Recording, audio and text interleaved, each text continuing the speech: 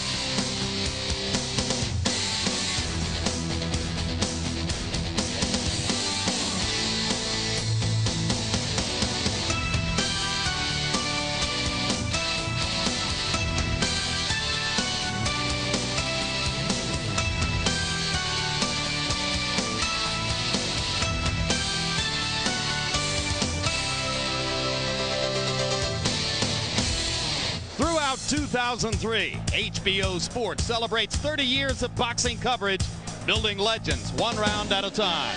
Tonight, we bring you a Boxing After Dark doubleheader from the Olympic Grand Auditorium in downtown Los Angeles. We start the evening with 122-pound champion Manny Pacquiao of the Philippines defending his title against Emmanuel Lucero of Mexico and the Bronx. Then in our main event, Fernando Vargas returns to the ring for the first time since losing to Oscar De La Hoya last September. His road back to the top starts against Fitz Vanderpool of Kitchener, Ontario in a 154-pound fight scheduled for 10 rounds. Since first it opened its doors to the public back in 1925, world champions of all eras have fought in this historic arena. Its tradition of hosting boxing's elite continues tonight as former 154-pound world champion Fernando Vargas from nearby Oxnard faces Canadian Fitz Vanderpool, looking to pull off the biggest upset of his career. Hello again, everybody. I'm Jim Lampley. We welcome you to this much anticipated edition of HBO's Boxing After Dark, anticipated by us because of the chance to broadcast from here in the Olympic Auditorium in Los Angeles, which has long been one of the great meccas of the sport, particularly for Mexican-American boxers. Therefore, it's a fitting venue for Fernando Vargas's return to the ring and attempted return to glory following the embarrassment of his loss to Oscar De La Hoya last September, followed immediately by a positive test for steroids, a 9-month suspension, a $100,000 fine. And because Vargas is coming off of that trial in his career, there's a great deal of attention being paid to his body. Will it be different from the body he sported as he entered the ring against De La Hoya last year? Let's take a look at how Vargas looked in the weigh-in prior to the De La Hoya fight, when, obviously preening, proud of the musculature which would give him a size and strength advantage over De La Hoya, he professed to be unaware of the steroids which were in his system and which turned up in the post-fight drug test. Since that time, an overhaul of the Vargas support team, a new nutritionist, a new physical trainer, and he says no more chance of the intrusion of steroids into his system after he claimed not to have known they were there. Working with me, of course, HBO Boxing After Dark analyst Emmanuel Stewart. Emmanuel, Fernando Vargas already had a size and strength advantage over Oscar De La Hoya prior to that fight. Why the steroids? What is with the constant obsession with his body? Well, I think Oscar's like most all athletes in all other sports. Everybody's trying to get that advantage. Even a lot of the women like having their bodies look muscular. But I think he's learned from that lesson that having muscles doesn't necessarily ensure victory. A lot of times the muscles that you pick up will actually work against you in a fight, particularly after the fight goes into the middle rounds. If you haven't scored a knockout early in the round, those muscles actually become very fatigued very early. And if you remember later on in the fight with Oscar, he was getting hit with punches that he could see coming, but he just couldn't even hold his hands up. And oftentimes the fighters now are learning that having a nice looking body is not going to ensure victory. Because if that was the case, all you would just go to a gym and see who could lift the most weights or with the best body. You say, you're the new world champion. But it takes a lot of other elements to become a world champion and not just lifting weights and having a good looking body. And indeed, Vargas promises that tonight, with the more flexible body, he'll go back to the boxer-puncher style, which served him well early in his career. But let's turn to HBO boxing analyst Larry Merchant. And Larry, despite the humiliation of the loss to De La Hoya, despite the penalty for the steroid usage, despite his difficulties with the law a little bit bit earlier in his career, Vargas remains such a darling with Mexican-American fans that, for instance, he produces here in the Olympic tonight the first sellout in more than 2 decades, the largest gross gate ever in terms of money. What does that mean to him? It gives him street cred. Is that what they call it? They do. Which gives him negotiating cred for future fights, provided that he can restore his cred in the ring. And let's give some cred to his fans who didn't abandon him after that emotional showdown loss to Oscar De La Hoya. They're standing by their man. Indeed, and they will greet him with great passion when he comes into the ring in the second of our 2 fights. Now stick with us, because the preliminary fight we're about to show you could be sensational, and it could well be brief. Let's go to the tail of the tape now for 122-pound world champion Manny Pacquiao of the Philippines, taking on Emmanuel Lucero, originally from Mexico City. He's lived in the Bronx since 1990. They're both only 24. Pacquiao's already been a pro for 8 years. He's got a 2.5-inch height advantage. He's got a 1.5-inch advantage in arm length, measured from the armpit to the end of the fist. They weighed in within a couple of pounds of the 122-pound limit. Tonight, Pacquiao has put on 15 pounds in the 27 hours since the weigh-in, and Lucero has put on more than 12. Rules of the bout with our unofficial ringside scorer, Harold Letterman. The Manny Pacquiao Emmanuel Lucero fight is scheduled for 12 rounds using the unified rules of the Association of Boxing Commissions. There is no 3 knockdown rule. Only the referee can stop the fight in case the cut is caused by an accidental headbutt. We go to the scorecards after 4 rounds have been completed, and you cannot be saved by the bell in any round, including the 12th and final round. Jim. All right, Harold, it's Manny Pacquiao's first appearance in the United States since June of 2002. There have been wild rumors about his activities and difficulties in the Philippines in the intervening 13 months. Here's a closer look with Larry Merchant at Manny Pacquiao. As the most popular athlete in the Philippines, he has been a target of political guerrillas who twice try to kidnap him. They are assumed to be associated with Al-Qaeda. He has 6 bodyguards when he's in the Philippines, 4 for himself, 2 for his children when they are in school. His last fight, just a couple of months ago, he carried his opponent at the request of the television people so they could get more ads into the show. He let his guard down and got knocked down, and then he got up and won by a knockout. This is a tantalizing style matchup because both men are big punchers. Pacquiao is a headhunter. Lucero is a body punisher. Here's a closer look with Larry Merchant. As a boy in Mexico City, he says his mother was an original street fighter, a volatile temper, disagree with her, and she'd settle it with her fists. He too became a street fighter, but he did it for money. At the age of 10 and 11, he was getting paid $10 for street fights by a local promoter. And should he ever win the title, he would become a true cheese champion, or give it at least a new meaning, because he works in an Italian deli in the Bronx where he makes mozzarella. Beyond capacity crowd in the Olympic, they're psyched and ready. Here's ring announcer Michael Buffer with the official introductions. Ladies and gentlemen, welcome to the Grand Olympic Auditorium here in downtown Los Angeles, California, where tonight Main Events is proud to present an evening of professional boxing for your entertainment. Brought to you in association with Miller Lite, the Mandalay Bay Resort Casino of Las Vegas, and HBO Sports. These bouts are sanctioned by the California State Athletic Commission. First bout is presented in association with Murad Mohammed M&M Sports. The 3 judges at ringside scoring this contest will be Gwen Adair, James Bagshaw, and Max DeLuca. And when the bell rings, your referee in charge of the action, Jose Cobian. And now, ladies and gentlemen, 12 rounds of boxing for the IBF Junior Featherweight Championship of the World. Introducing first, fighting out of the blue corner, wearing gold, blue, and gray, officially weighing 121 1/4 pounds. His professional record, 21 victories, including 12 knockouts, and he has 1 bout even. He's now fighting out of the Bronx in New York, but he is originally from Ciudad de Mexico. Damas y caballeros, here is the undefeated challenger, Lucero.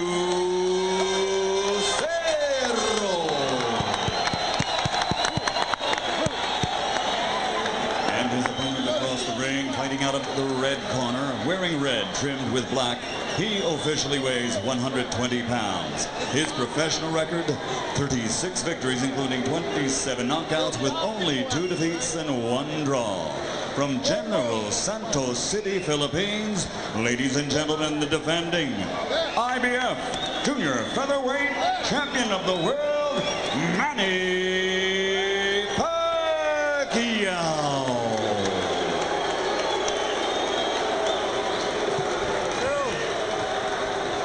Up. Gentlemen, I already gave you previous instructions of the dressing room.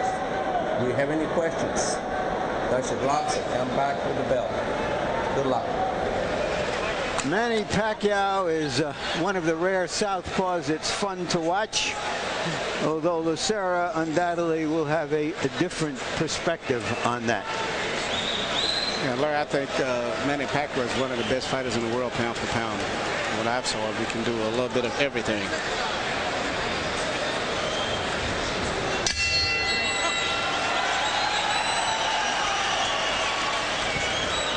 Lucero gets low and tries to get to the body. Swings wide, but with force. Pacquiao is a devastating over-the-top puncher who's best when he remembers to throw his jab, but often forgets and just engages toe-to-toe. Part of Pacquiao's job here, Emmanuel, is to remember to box, but he's basically been separated from trainer Freddie Roach for 13 months. How can Roach get him to do what he needs him to do with virtually no contact with the fighter? Well, the fact that he's worked with him before will help somewhat, but in addition to not working with Freddie, which he should have, he's been getting in a lot of trouble and not training properly, according to the reports we've been getting from the Philippines. Which he denies, we should point out. There was a report of one barroom brawl, and Pacquiao said, oh, no, just a couple of beer bottles that broke, apparently without help. Well, if you read between the reports, which I'm quite sure we did, I believe there's some truth to some of that. Lucero gets off a moment with Pacquiao pinned in the corner, and the crowd responds. Lucero, originally from Mexico City, will have the support of this largely Mexican-American audience in the Olympics. Very unusual to have a Mexican that comes from New York. But nevertheless, he is a Mexican, and the Mexican crowd has responded tremendously to him, even though Pacquiao trained here in Los Angeles.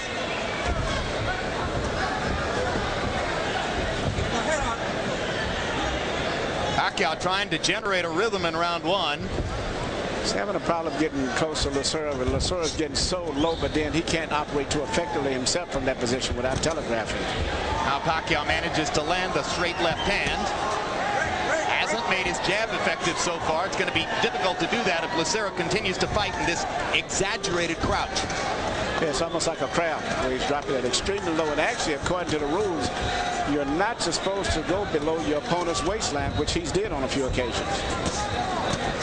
Now Pacquiao straightens him up with a left hand, and Pacquiao pins him against the ropes.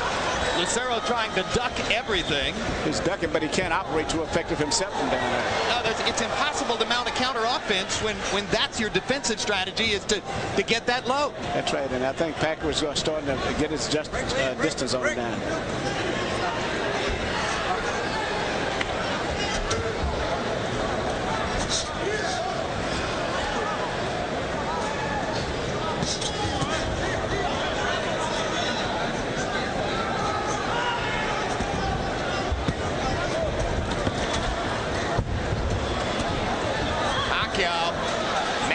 To do most of the damage here in an odd and awkward first round.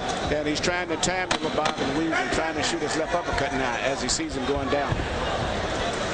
Lucero, increasingly defensive, hasn't thrown that many punches in the second half of the round.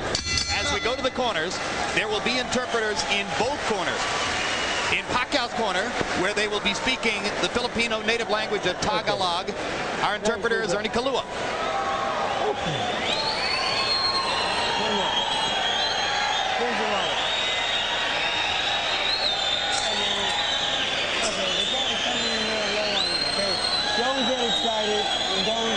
Take your time, okay? You want to take your time with this shot, okay? Now use your feints. When you feint him, he'll bend into the shot, okay? Here, I want you to bend your knees and look for the body shot, okay? Bend your knees. Okay, campeón. Champ, hey, champ, that wasn't our plan. Our plan is to and here in Lucero's corner, where Fermin Sencion will speak Spanish, our interpreter's Ray Torres. You got to move your head. Throw your hands on the bottom and the top. And a straight right hand to the head.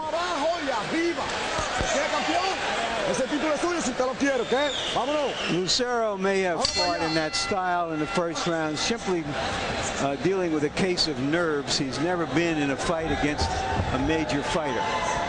CompuBox numbers in round one. Pacquiao landing 16 out of 64, including 7 of 29 jabs. Lucero was only 5 of 41. If Manny can keep finding a way to throw nearly 30 jabs in the round, I'm not sure how Lucero is going to get at him effectively, Emmanuel. No, Lucero can't do too much effectively, and especially when it comes to throwing combinations. When you crouch that low, you can basically spring with one punch, and after that, you've lost your balance usually. Lucero was supremely confident in his discussions with us yesterday. May have underestimated the hand speed of Pacquiao, as some opponents do. Yeah, Pacquiao's got a lot of experience. Don't forget, he's a 2-time world champion, and he's had a lot of experience. And he's gradually following the instructions of his cornerman, Freddie Roach, which is basically to jab, take your time, relax, and trigger his man out. I don't think he's going to be able to hit him to the body that effective, though. Pacquiao taking advantage of a slow break at the end of that clinch to hit Lucero with a left hand over the top. Seems to have momentarily stunned Lucero. Now Pacquiao tries to continue the attack. As the fight goes on, Lucero's going to pull his head up more and more because he's going to find himself very much out of the fight when he's bobbing and weaving that low. Well, not to mention that it's going to be physically exhausting for him to try to stay down in that crouch. Absolutely. There's a 3-punch combination by Lucero, one of the first multiple punch combinations he's tried in the fight.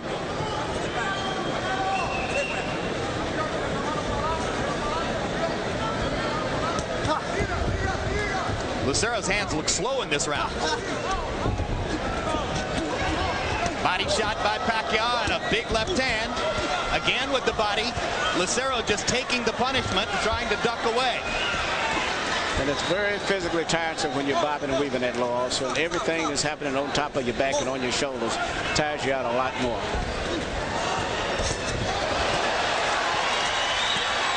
Lucero won a lot of amateur fights with this style. Golden Glove championships, New York State amateur championships. He must have just overwhelmed people. When you have a guy fight punch swinging like that, the best thing, make him miss completely. That way he loses his balance. You don't block his punches. You just let him miss completely. Pacquiao lands the straight left hand again. Fight has been one-sided in terms of meaningful contact, as virtually all of the real scoring blows have been landed by Manny Pacquiao. Pacquiao's trainer, Freddie Roach, argues that his 122-pound fighter, struggling to make weight, would be a threat to knock out 126-pound kingpins Eric Morales and Marco Antonio Barrera. Your take? I think he would definitely be a threat for both of those guys. Mark your calendars. Meanwhile, August 16, Boxing After Dark returns with a featherweight unification bout between Derek Gainer and Juan Manuel Marquez. August 21 on HBO Latino. Tune in for the next Oscar De La Hoya presents Boxeo de Oro featuring Jose Navarro. September 13 on HBO pay-per-view, it's the highly anticipated rematch between Oscar De La Hoya, Oscar De La Hoya, and Shane Mosley. Mosley won the first meeting by split decision 3 years ago. HBO Boxing for 30 years, building legends, one round at a time. Okay, you don't like the body shot, you hear me? Left up against the body, back with the... You gotta be lively now.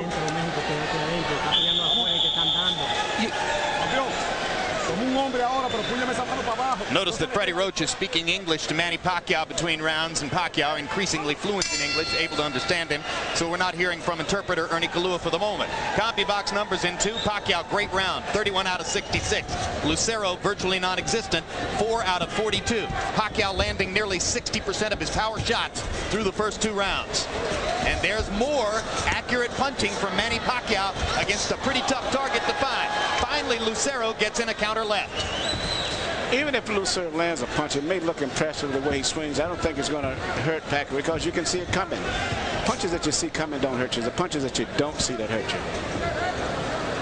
Now, you can tell when Pacquiao's supremely confident, he fights with a little smile on his face, and he's been grinning through most of the first 2 rounds here, feeling as though he's in control against Emmanuel Lucero. And after that punch, he is totally in control, and the referee instantly stops the fight. He was out on his feet with a punch that landed right on the point of the jaw. Jose Cobian taking no chances whatsoever, no count, immediate knockout on a punch that didn't even send Lucero to the canvas, but you saw the leaping response. His legs, yeah. I would have probably liked to have saw it a little longer than that, but I think eventually would have been a knockout anyway. Well, I don't think there's any question. Yeah, Larry. Well, Lucero had a great style if people were throwing coins into the ring and he was trying to pick them up. But it was not a style on this level of prize fighting. No, I thought Pacquiao looked very good too. But I'll give Pacquiao credit because he took his time. He saw what the story was, immediately went to the body, and inevitably there was going to be a shot to the chin. And Pacquiao, the Filipino star, very comfortable in L.A. You can see there's the left hand that starts to Lucero standing up. He never saw the punch coming. It was too low to even see it coming. He thought he was probably out of danger by getting that low. Gives you a pretty good idea as to how heavy are Manny Pacquiao's hands. Yes, and it's good focus and concentration too. And the referee stoppage was aimed at protecting Lucero from another shot because Lucero was a sitting duck target there for Pacquiao. Yeah. Pacquiao was timing his movement, and in just a matter of time, he timed exactly where he figured he would move his head, and he moved right into position. So Manny Pacquiao stretches his record to 37 wins, 2 losses, 1 draw. How long will he remain in the 122-pound division?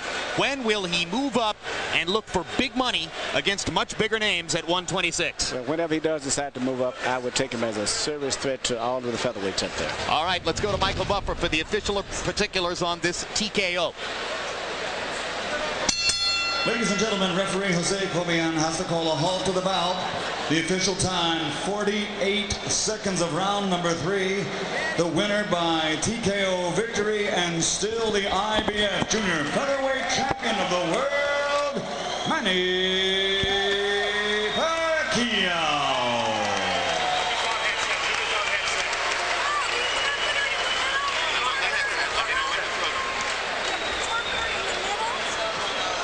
All right, let's take a look at some CompuBox numbers which will demonstrate Manny Pacquiao's total dominance in this fight. Landing 56 punches to only 13 for Lucero. Throwing 48 more. Pretty good connect percentage of 38%. Remembered to throw his jab as he was supposed to do. And we'll take a look at power punches.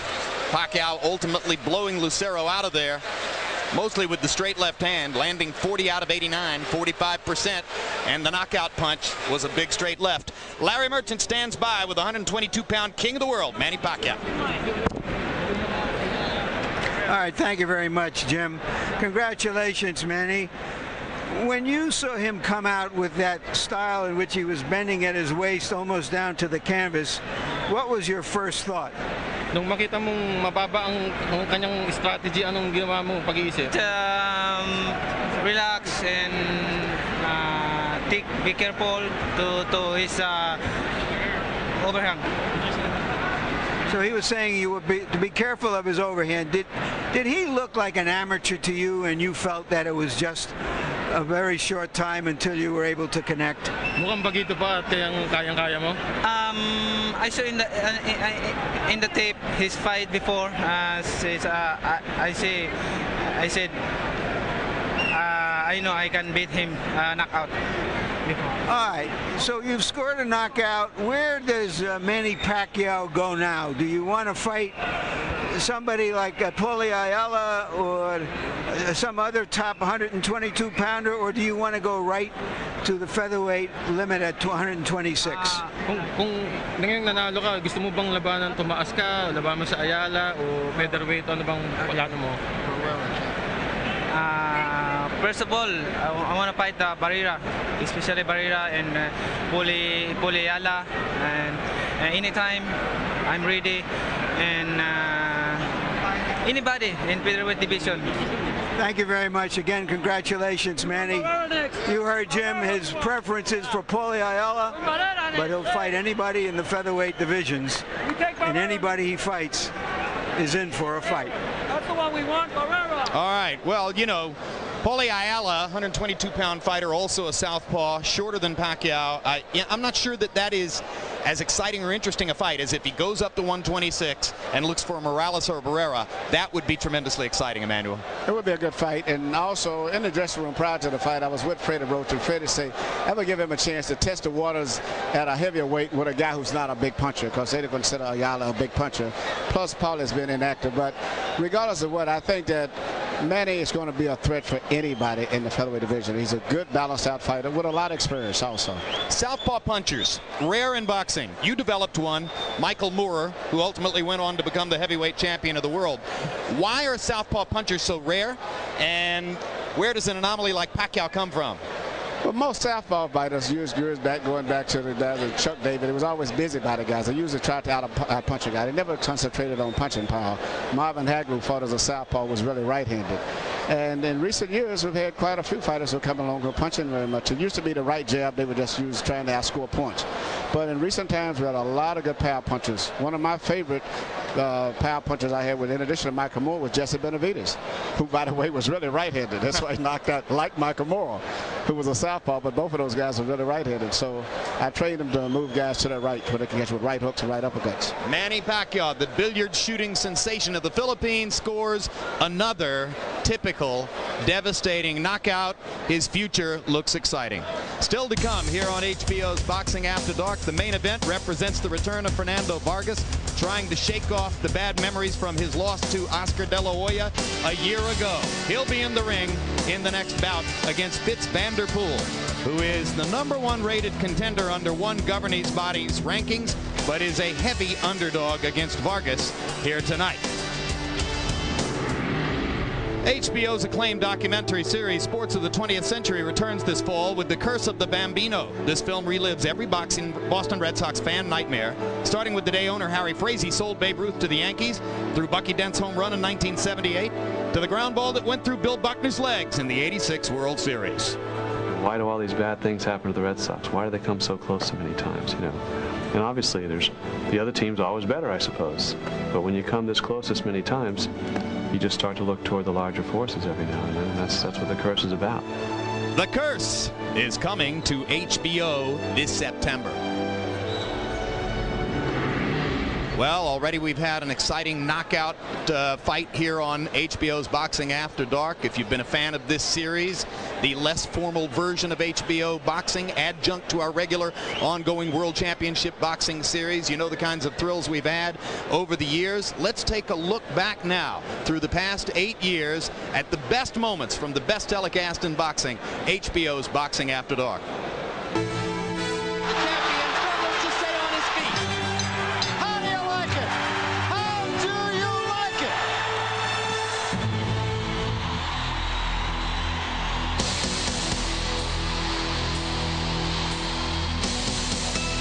We welcome you to this first installment of a series that we hope is going to provide you over these next few years with a lot of entertainment, late night entertainment that is all action and not very much talk. This is a war. This is just a war, Roy. A backyard war. Folks, this is about as good as it gets.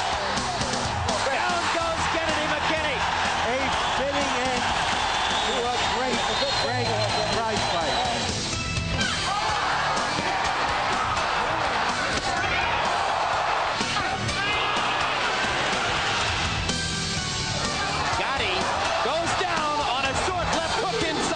Cover your left eye or it's over. How many fingers? Kai said cover. How many fingers? Now,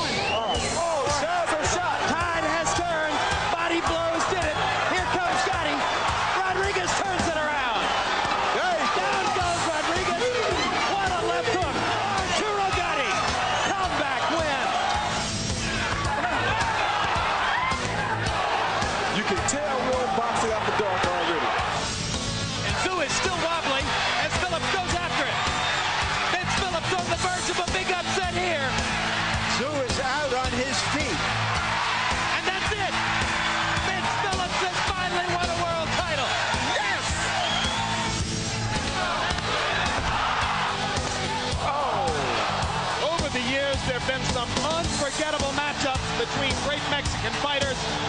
This will stand the test of comparison with any of them. Morales landing 5 or 6 big right hands in this sustained rally. And suddenly the drama changes again. And a right hand from Barrera. And now Morales is badly hurt. Oh! Right hand puts Rockman on the floor right next to me. And he doesn't look like he's going to get up. No, he isn't. He's not going to get up anytime soon. It is man against man in there. Oh, my goodness. What a fight. Bang the shit out of him. If you're going to be a punch bag, I'm not going to let this go like that. That body shot again. That's the body shot. It's the left hook to the body, Ward's money punch. And he is hurt. Vicious body shots by Getty. Ward nods as if to say, come on, come on. We told you it might be a candidate for fight of the year. We didn't know it would be a candidate for fight of the century. Arturo Getty, Irish Mickey Ward. A fight straight out of the 1950s. A throwback to the golden era of the ring. You got to put this guy on his ass. Oh, my God. Oh, huge left hand by Tiro. Oh, Tony. Oh, got it. That's it. That's He's almost it. got him. It's down. He's almost got him. Got him down. I think Boxing After Dark has a future.